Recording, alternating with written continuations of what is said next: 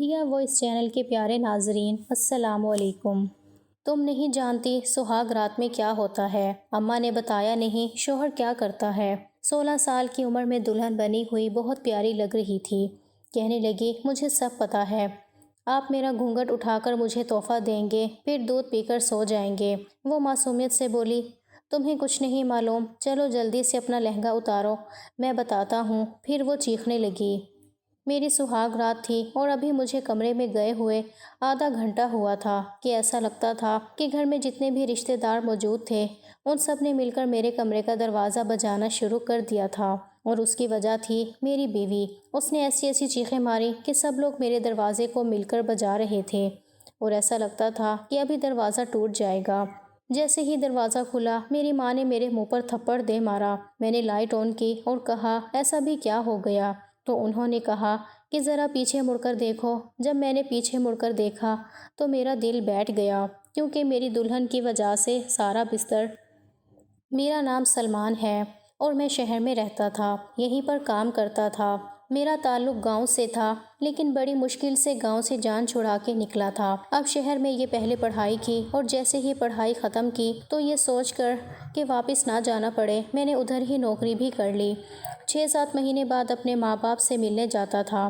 میری ماں مجھ سے بہت محبت کرتی تھی، کیونکہ ان کا صرف میں ہی ایک بیٹا تھا اور کوئی اولاد نہیں تھی، اس لیے ان کو میری ہمیشہ یاد آتی رہتی تھی۔ انہوں نے مجھے اس شرط پر شہر جا کے پڑھنے اور نوکری کرنے کی اجازت دی تھی کہ شادی میں ان کی مرضی سے کروں گا اور گاؤں میں ہی کروں گا، لیکن اب مجھے اس شرط پر عمل کرتے ہوئے تکلیف ہو رہی تھی کہ جب مجھے گاؤں کی لڑکی سے ہی شادی کرنی ہے تو پھر میں نے اتنی محنت کیوں کی۔ لیکن اس دفعہ ماں نے مجھے اپنی باتوں میں لگا ہی لیا۔ انہوں نے مجھے یہ کہہ کر بلایا کہ حالت بہت بری ہے، ڈاکٹر نے کہا کہ زیادہ دن اس دنیا میں نہیں رہوں گی، اس لیے میری آخری خواہش ہے اور تو وہ خواہش قبول کر لے اور اپنی خالہ کی بیٹی ختیجہ سے شادی کر لے۔ ماں کی آواز میں ایسا درد اور کمزوری تھی کہ میرا دل کانپ گیا۔ میں ماں کے سامنے کبھی انکار نہیں کر سکا۔ وہ جب آنکھوں میں آنسو لے کر کہتی کہ بیٹا میری آخری خواہش ہے تو میں سب کچھ بھول جاتا۔ اس وقت بھی ایسا ہی ہوا۔ میں نے ایک لمحے کے لیے سوچا کہ ختیجہ ابھی چھوٹی ہے، نادان ہے اور شہر کی زندگی میں کیسے خود کو سنبھالے گی، مگر ماں کے چہرے پہ اتنی کمزوری اور درد دیکھ کے میں کچھ بول نہ سکا۔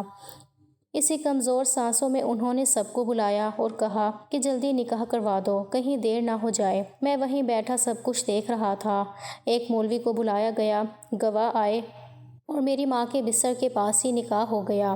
میں نے دل پر پتھر رکھ کے ہاں کر دی۔ جب نکاح مکمل ہوا تو ماں نے مسکرا کر میری طرف دیکھا جیسے انہیں سکون مل گیا ہو۔ جب میں نے ختیجہ کو دیکھا تو حیران رہ گیا۔ میں نے اسے کئی سال بعد دیکھا تھا اور اب وہ بڑی ہو گئی تھی۔ چہرے پہ سادگی تھی لیکن آنکھوں میں ایک معصوم شرم تھی۔ وہ بہت خوبصورت تھی مگر میں اندر سے الجھا ہوا تھا۔ میں سوچ رہا تھا کہ خوبصورتی سے زندگی نہیں چلتی، یہ لڑکی کیسے شہر کے طور طریقے سمجھے گی، وہ تو گاؤں کے ماحول میں پلی بڑی ہے۔ میں شہر کی آزاد فضا میں رہنے والا انسان ہوں، مجھے یہ سب قبول کرنے میں وقت لگے گا، لیکن اب کچھ نہیں ہو سکتا تھا کیونکہ نکاح ہو چکا تھا۔ سب کے چہرے خوشی سے چمک رہے تھے جیسے انہیں میری مرضی کی کوئی پرواہ ہی نہ ہو۔ ماں کے بستر کے پاس بیٹھ کر میں خاموشی سے یہ سب برداشت کرتا رہا۔ سب نے کہا کہ 2 دن بعد ولیمہ رکھیں گے۔ میں نے کہا کہ ماں بستر پر پڑی ہے، تم لوگوں کو ولیمے کی کیا پڑی ہے، مگر ان کے لیے رسم زیادہ ضروری تھی۔ انہوں نے کہا کہ ایسا کرنا ضروری ہے تاکہ سب کو پتہ چلے کہ سلمان کی شادی ہو گئی ہے۔ رات ہو چکی تھی، ختیجہ میرے کمرے میں تھی اور میں باہر بیٹھا تھا۔ دل میں عجیب سا بوجھ تھا، مجھے جانا نہیں تھا۔ میں سوچ رہا تھا کہ شاید یہ رات ایسے ہی گزر جائے، ماں کی طبیعت ٹھیک ہو جائے اور میں کسی بہانے واپس شہر چلا جاؤں۔ لیکن اندر سے ایک احساس مجھے پریشان کر رہا تھا کہ اب میرا راستہ بدل چکا ہے، میں چاہ کر بھی پرانی زندگی میں واپس نہیں جا سکوں گا۔ ختیجہ میرا انتظار کر رہی تھی اور میں اپنے دل سے لڑ رہا تھا کہ یہ سب کیوں ہوا، کیسے ہوا اور اب آگے کیا ہوگا۔ میں نے اپنے ایک دوست کو فون کیا اور اسے سب کچھ بتا دیا۔ اس نے کہا کہ تو اس دنیا کا سب سے بڑا پاگل ہے جو آج اس کل کے زمانے میں بھی بیٹھ کے رو رہا ہے، بلکہ مردوں کو تو اللہ نے اتنی سہولیات دی ہیں، مردوں کو تو رونا ہی نہیں چاہیے کہ ہماری زبردستی شادی ہو گئی۔ میں نے کہا کہ تیرا دماغ ٹھیک ہے۔ وہ کہنے لگا کہ شادی ہو گئی تو کیا ہو گیا، پھر شادی ہوئی ہے، اس کے ساتھ 2-3 ہفتے انجوائے کر، تیری اپنی بیوی ہے، اس کے بعد اسے گاؤں میں چھوڑ ماں باپ کی خدمت کے لیے، خود شہر میں آ جا اور شہر میں آ کے دوسری لڑکی سے شادی کر لے، اس کو گاؤں میں رکھ، تیری تو زندگی آسان ہو جائے گی، اور اگر بیچ میں سے کسی کو پتہ چل بھی گیا تو کیا ہی ہو جائے گا، اتنی آسانی سے کوئی لڑکی طلاق نہیں لیتی۔ میں نے سوچا کہ بات تو اس کی بالکل ٹھیک ہے، مجھے تو پریشان ہونے کی ضرورت ہی نہیں ہے، میری زبردستی شادی ہو گئی تو کیا ہو گیا، میں تو ایسے پریشان ہو رہا ہوں جیسے میں کوئی لڑکی ہوں۔ میں نے فون بند کیا اور دیر تک سوچتا رہا کہ میں نے کیوں اتنی بڑی بات دل پہ لے لی ہے۔ اگر یہ شادی میری مرضی کے بغیر ہوئی ہے تو میں اسے اپنے حق میں بھی تو بدل سکتا ہوں۔ بس میں نے فیصلہ کر لیا کہ اب میں زیادہ سوچوں گا نہیں، چلو جاتا ہوں اپنے کمرے میں۔ لیکن میرے کمرے کی طرف جانا کون سا آسان تھا، راستے میں اتنے سارے رشتہ دار بیٹھے ہوئے تھے جنہوں نے اندر رونق بھی لگا رکھی تھی، ہنسی مذاق اور باتوں کی آوازیں آ رہی تھیں۔ میں نے دل میں کہا کہ میرا اپنا کمرہ ہے، میں وہاں نہیں جاؤں گا تو اور کہاں جاؤں گا، باہر بیٹھا رہوں گا تو لوگ کہیں گے کہ یہ کیسا دلہا ہے جو اپنی بیوی کے پاس نہیں گیا۔ میں ہمت کر کے اندر گیا تو سامنے کا منظر دیکھ کر حیران رہ گیا۔ میری شادی کا جشن منایا جا رہا تھا، کیونکہ شادی تو ویسے دھوم دھام سے ہوئی نہیں تھی، لیکن رشتہ دار ولیمے کے لیے ابھی سے ہی آ گئے تھے اور بیچ میں ڈھولک رکھ کے ہلکا پھلکا ماحول بنا کے بیٹھے تھے، ہنسی کے کہکہے گونج رہے تھے، اور درمیان میں ایک لمحے کے لیے میری آنکھیں جیسی رک گئیں۔ میں نے دیکھا کہ میری ماں بھی ڈانس کر رہی تھی، وہی ماں جو چند گھنٹے پہلے بستر پہ پڑی تھی، سانس لینے میں مشکل ہو رہی تھی اور ڈاکٹر کے مطابق چند دن کی مہمان تھی۔ میں حیران ہو کر آگے بڑھا اور کہا کہ یہ کیا ہو گیا ہے، امی آپ کی طبیعت خراب ہے۔ ماں نے ہنستے ہوئے کہا کہ تیری شادی کا سن کے میں ٹھیک ہو گئی ہوں بیٹا، اور پھر مجھے دیکھ کر کرسی پہ بیٹھ گئی اور کہنے لگی پانی پلاؤ۔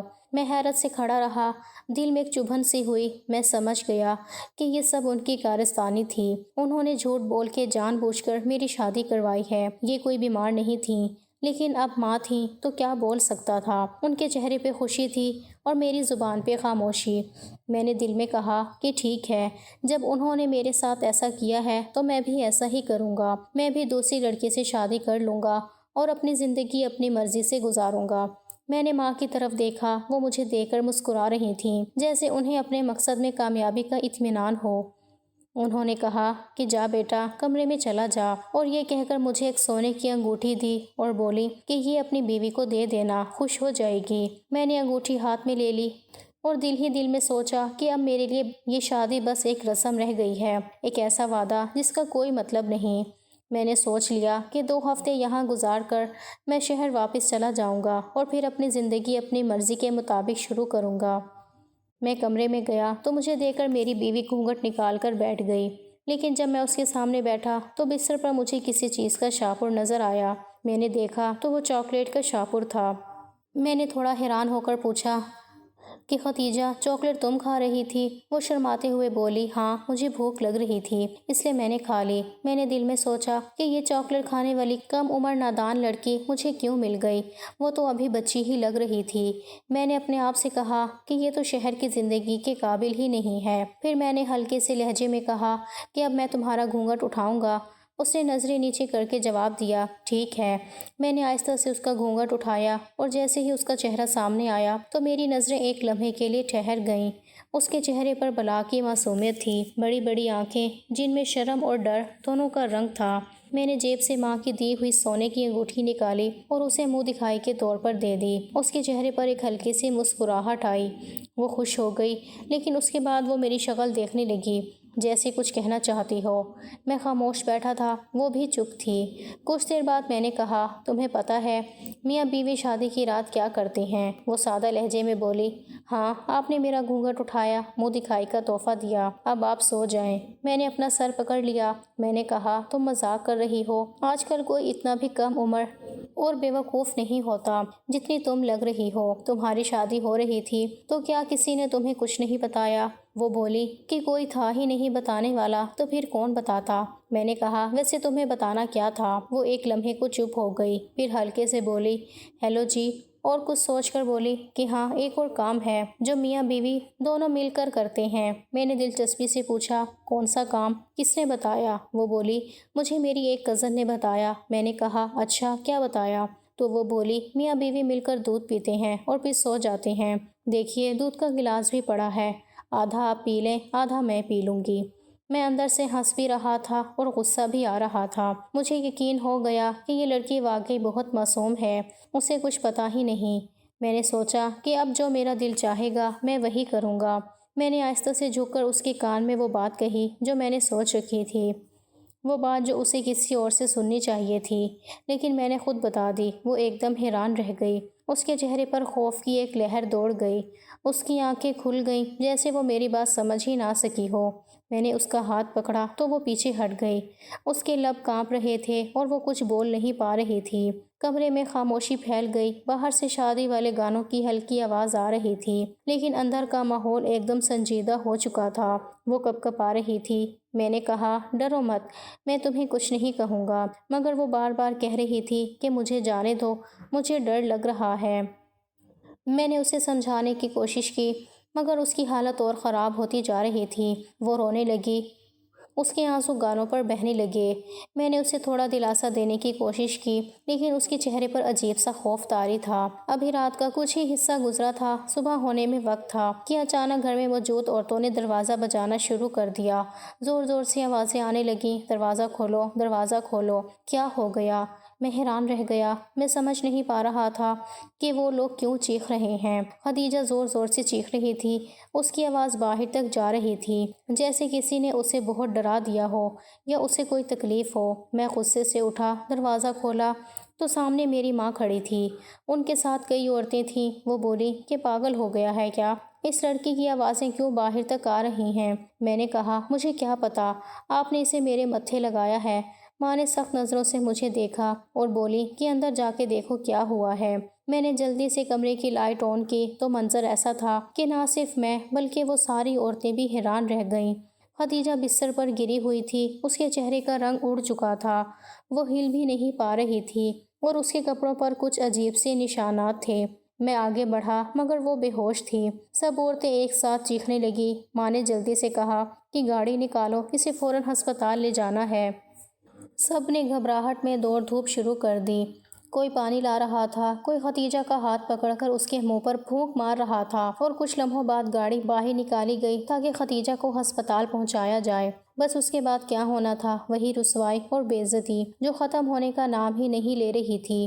میری بیوی دلہن کے کپڑوں میں جب ہسپتال پہنچی، وہ بھی ایسی حالت میں، تو وہاں موجود ہر شخص کی نظریں ہم پر جم گئیں۔ لوگ سرگوشیاں کرنے لگے، کوئی ہنس کے بات کرتا تو کوئی افسوس کے انداز میں سر ہلا دیتا۔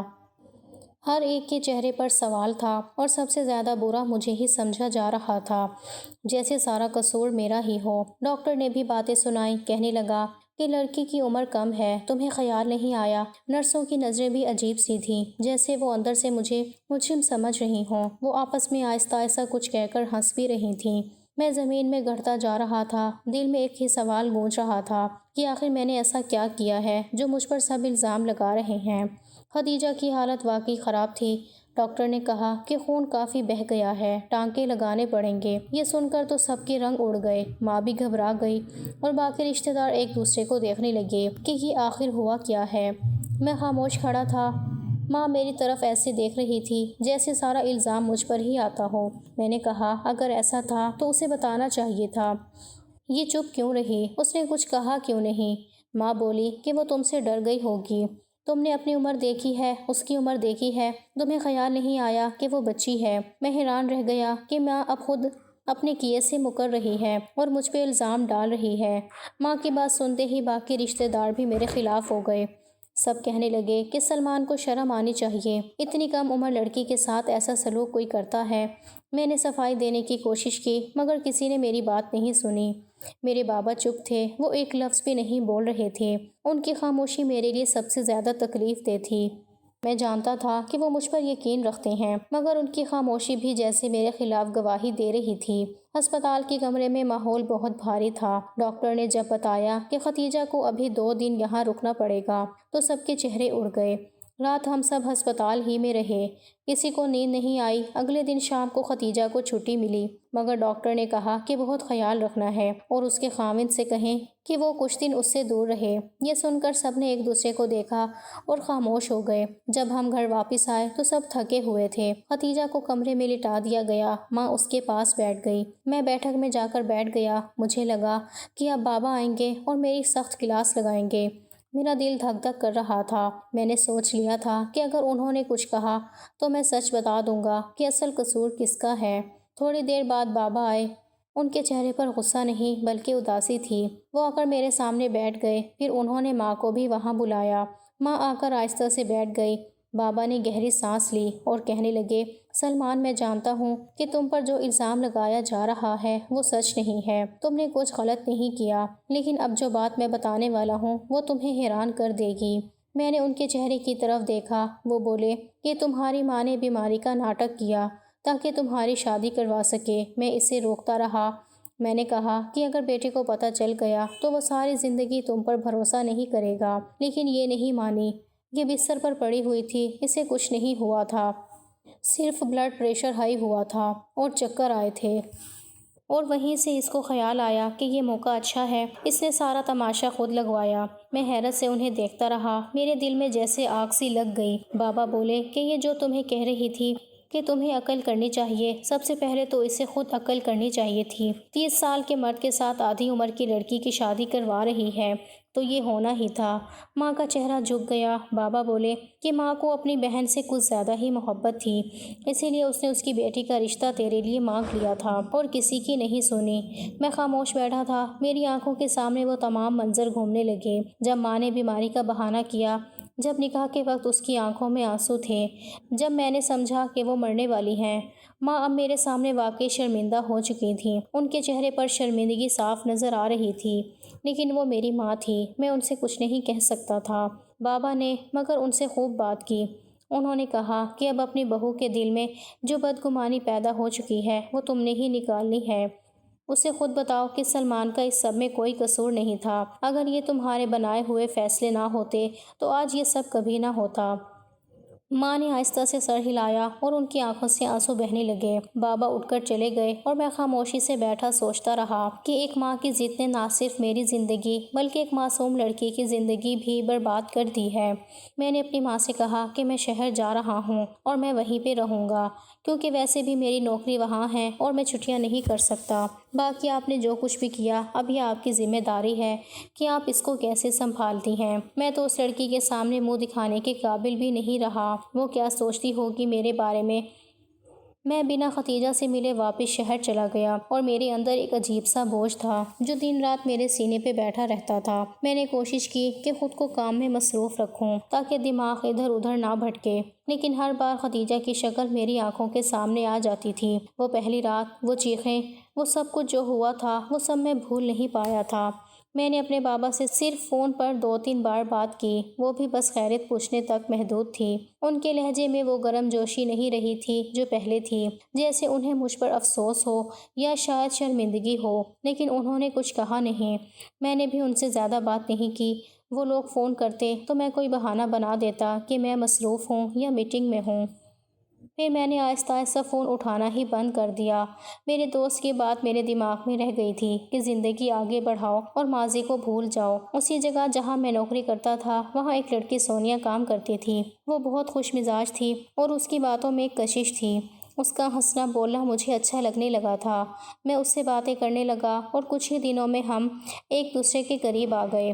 مجھے لگا شاید میں پھر سے اپنی زندگی کو نیا موڑ دے سکتا ہوں۔ میں نے سوچا کہ اگر قسمت نے ایک بار ساتھ نہیں دیا تو شاید دوسری بار دے دے۔ کچھ مہینے بعد میں نے سونیا سے شادی کر لی۔ جب میں نے شادی کی خبر بابا کو دی تو وہ تھوڑی دیر خاموش رہے، پھر بس اتنا کہا کہ بیٹے، جب کسی کے ساتھ دھوکہ کرو گے تو انجام یہی ہوتا ہے۔ تم نے بھی تو ختیجہ کے ساتھ وہی کیا جو تمہیں اب ملا ہے۔ یہ بات میرے دل میں تیر کی طرح لگی، لیکن میں نے خود کو مطمئن کر لیا کہ قصور میرا نہیں تھا بلکہ ماں کا تھا، جنہوں نے جھوٹ بول کر سب کچھ بگاڑ دیا تھا۔ انہوں نے کہا تھا کہ وہ مرنے والی ہیں، لیکن ان کے ساتھ تو کچھ بھی نہیں تھا، بس ایک کھیل کھیلا گیا اور میں اس کھیل کا مہرہ بنا۔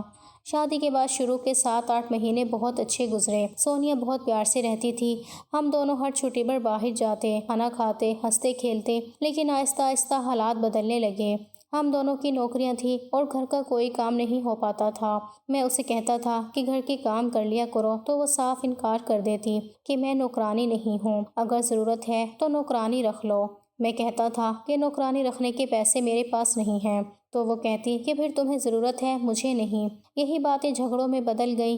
ہم دونوں کے بیچ تلخی بڑھتی گئی۔ ایسا لگتا تھا کہ محبت صرف ان ابتدائی مہینوں تک ہی محدود تھی۔ اب وہ سب کچھ ختم ہو چکا تھا۔ ایک وقت آیا کہ ہم ایک دوسرے کی بات سننا بھی گوارا نہیں کرتے تھے۔ اگر بات کرتے تو جھگڑا ہو جاتا۔ گھر کا سکون ختم ہو چکا تھا اور دل میں وہ احساس بھی نہیں رہا تھا جو پہلے ہوا کرتا تھا۔ میں نے سوچا شاید وقت کے ساتھ سب ٹھیک ہو جائے گا، لیکن وقت نے تو زخم اور گہرے کر دیے۔ کبھی کبھی میں خود سے پوچھتا تھا کہ کیا واقعی یہ میری قسمت ہے کہ ہر رشتہ میرے ہاتھ سے یوں چھوٹ جاتا ہے۔ خدیجہ کا خیال میرے دل میں اب بھی کہیں نہ کہیں زندہ تھا، لیکن میں نے کبھی اس کا حال نہیں پوچھا۔ بابا سے جب کبھی بات ہوتی تو بس اتنا پوچھ لیتا کہ وہ کیسی ہے، تو وہ کہتے کہ وہ ٹھیک ہے، اپنے کام میں لگی رہتی ہے اور تمہاری ماں اور میرا خیال رکھتی ہے۔ وہ کبھی تمہارا ذکر نہیں کرتی۔ یہ سن کر میرے دل میں ایک چبھن ہوتی، جیسے اس کی خاموشی میرے لیے سزا بن گئی ہو۔ سونیا کے ساتھ میری شادی کو 3 سال گزر چکے تھے اور اب ایسا لگتا تھا کہ ہم دونوں کا ہی دم گھٹ رہا ہے۔ ہم ایک ہی گھر میں رہتے ہوئے بھی 2 اجنبی بن چکے تھے۔ نہ کوئی پیار، نہ احساس، نہ بات چیت، بس خاموشی تھی جو ہر کونے میں گونجتی تھی۔ ایک دن میں نے سونیا کے فون میں کسی اور کا نمبر دیکھا تو دل جیسے رک سا گیا۔ میں نے فون اٹھایا اور دیکھا کہ وہ اس لڑکے سے بات کر رہی تھی۔ باتیں ایسی تھیں جو صرف تب کی جاتی ہیں جب رشتہ حد سے آگے بڑھ چکا ہو۔ میں نے فون بند کیا اور سونیا کے سامنے جا کر کہا کہ یہ سب کیا ہے؟ کیا تم مجھ سے بے وفائی کر رہی ہو؟ اس نے میری آنکھوں میں دیکھ کر کہا کہ بے وفائی نہیں کر رہی، میں بس اپنے لیے بہتر راستہ ڈھونڈ رہی تھی اور اب مجھے وہ راستہ مل گیا ہے۔ میں حیران رہ گیا۔ اس نے کہا کہ اس لڑکے کا نام جبار ہے، وہ مجھ سے شادی کرنا چاہتا ہے، اگر تم مجھے آزاد کر دو تو بہتر ہوگا۔ ہم دونوں سمجھدار لوگ ہیں، ہمیں ایک دوسرے کے ساتھ نہیں رہنا چاہیے۔ میرے لیے یہ سننا بہت مشکل تھا۔ میں جانتا تھا کہ ہمارے درمیان جھگڑے بڑھ چکے تھے، ہم ایک دوسرے کے ساتھ رہنے کے قابل نہیں رہے تھے، لیکن اس کے منہ سے یہ سن کر کہ وہ کسی اور کے ساتھ جا رہی ہے، دل جیسے ٹکڑوں میں بٹ گیا ہو۔ میں نے کہا کہ تم میرے ساتھ اتنا بڑا دھوکہ کیسے کر سکتی ہو؟ تو وہ ہنسی اور بولی کہ دھوکہ نہیں دیا تمہیں، صرف اپنی زندگی بہتر بنانے کی کوشش کی ہے۔ تم خود سوچو ہم کب خوش تھے، میں کب ہنستی تھی، کب تمہارے ساتھ ایک پل سکون سے گزارا تھا۔ میں خاموشی سے اس کی باتیں سنتا رہا۔ پھر اس نے کہا کہ تمہارے ساتھ تو کوئی لڑکی بھی خوش نہیں رہ سکتی، کیونکہ تم ایک دیہاتی سوچ کے انسان ہو۔ تمہیں وہی لڑکی چاہیے جو تمہارے جوتے سیدھے کرے، جو تمہارے لیے چولہا جلائے، جھاڑو لے کر پورا دن ہاتھ میں گھومے۔ تمہیں گاؤں کی عورت چاہیے، شہر کی نہیں۔ تم یہ وہم پالے بیٹھے تھے کہ تم شہر کی عورت کو سنبھال سکتے ہو، لیکن تم سے نہیں ہو سکتا۔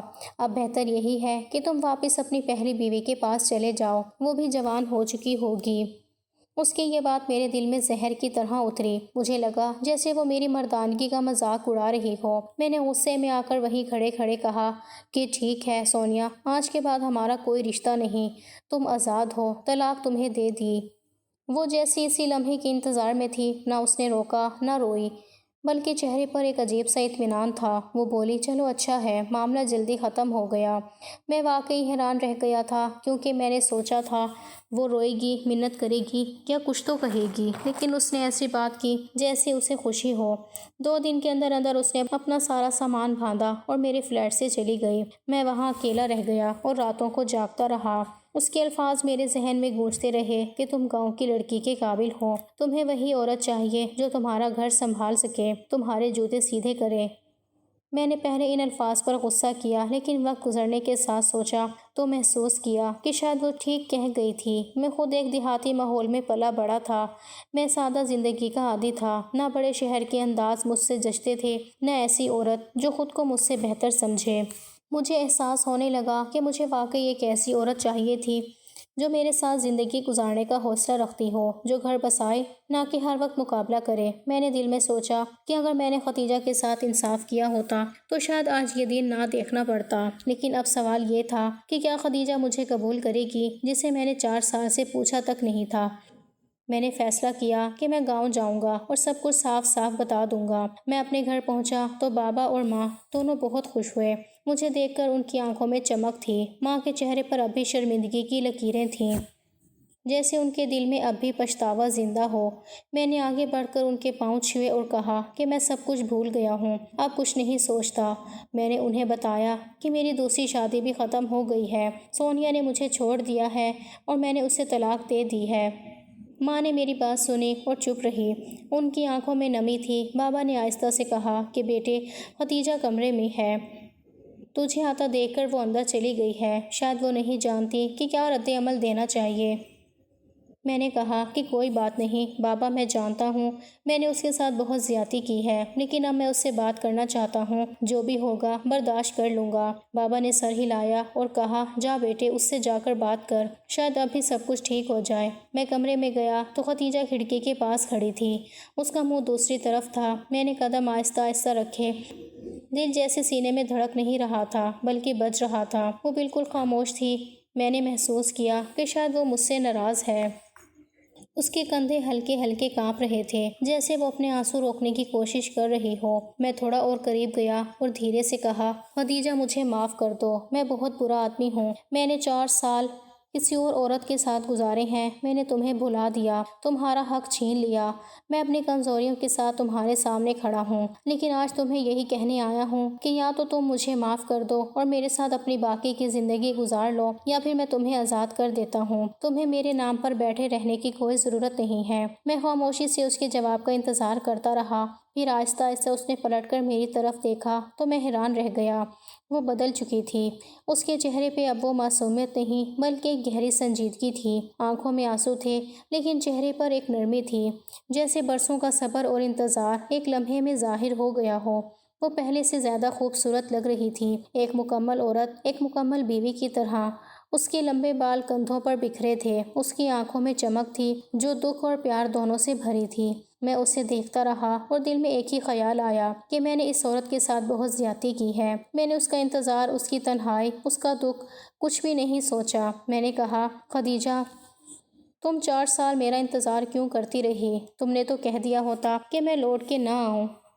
تو وہ آہستہ سے بولی کہ 4 سال اس لیے انتظار کیا کہ شاید ایک دن تمہیں احساس ہو جائے، تم واپس آؤ اور یہ کہنے کے لیے آؤ کہ ختیجہ مجھے معاف کر دو۔ میں نے کہا کہ نہیں، میرا وہ مطلب نہیں تھا، میں تو تم سے پوچھ رہا تھا کہ اب کیا چاہتی ہو۔ تو وہ ہلکی سی مسکراہٹ کے ساتھ بولی اچھا، مجھ سے پوچھ رہے ہیں آپ؟ ابھی بھی مجھ سے پوچھ رہے ہیں؟ اب بھی آپ اتنے سیدھے ہیں؟ اس کی آواز میں غصہ بھی تھا مگر اس کے اندر ایک عجیب سا پیار چھپا ہوا تھا، جیسے وہ مجھے ڈانٹ کر بھی میرے قریب لانا چاہتی ہو۔ وہ بالکل میرے سامنے کھڑی تھی، اس کے بال ہوا میں ہل رہے تھے، چہرے پر ہلکی سی لالی تھی اور آنکھوں میں آنسو تھے، مگر ان آنسوؤں میں ایک چمک تھی جو مجھے اپنی طرف کھینچ رہی تھی۔ میں نے دھیرے سے کہا ختیجہ، کیا تم مجھے معاف کر سکتی ہو؟ وہ میری آنکھوں میں دیکھتی رہی اور بولی کہ اگر میں نے معاف نہ کیا ہوتا تو یہاں کیوں بیٹھی ہوتی؟ میں تو بس آپ کا انتظار کر رہی تھی۔ میں اس کے جواب پر حیران بھی ہوا اور خوش بھی، کیونکہ میں نے کبھی سوچا نہیں تھا کہ وہ میرے لیے اتنا صبر کرے گی۔ وہ مسکرائی اور بولی اچھا، وہ چڑیل آپ کی زندگی سے چلی گئی؟ میں اس کے لہجے میں موجود شرارت سن کر ہنسنے لگا، وہ بھی ہنسنے لگی۔ وہ لمحہ جیسے برسوں کے بعد ہماری زندگی میں روشنی لے آیا۔ میں نے آگے بڑھ کر اسے اپنے گلے سے لگا لیا، اس نے بھی اپنا وجود میرے حوالے کر دیا، جیسے برسوں کا فاصلہ لمحوں میں مٹ گیا ہو۔ میں نے اس کے کان کے قریب جا کر کہا ختیجہ، میں نے تمہاری زندگی کے 4 سال ضائع کیے ہیں۔ اس نے آہستہ سے میرا چہرہ تھام کر کہا نہیں، آپ نے میرے سال ضائع نہیں کیے، میں نے آپ کا انتظار کیا اور اسی انتظار کے بدلے میں مجھے آپ ملے ہیں۔ آپ بتائیں، مجھے چھوڑ کر تو نہیں جائیں گے؟ میں نے اس کی آنکھوں میں دیکھا اور کہا نہیں ختیجہ، اب کبھی نہیں جاؤں گا۔ اور اس دن کے بعد ہماری زندگی خوشیوں سے بھر گئی، جیسے صبر اور محبت نے اپنا صلہ خود ہمیں دے دیا ہو۔ مجھے ایسا لگتا ہے کہ میں اس دنیا کو سب سے زیادہ خوش قسمت آدمی تھا کہ ایک پرخلوص عورت میری انتظار میں بیٹھی رہی، ورنہ اسے اس رشتے سے نکل جانے کا پورا حق تھا اور اس کے پاس وجہ بھی تھی اور وہ جا سکتی تھی، لیکن اس کی تربیت اچھے ماں باپ نے کی تھی، اس لیے میری زندگی کو اس نے خوشیوں سے بھر دیا۔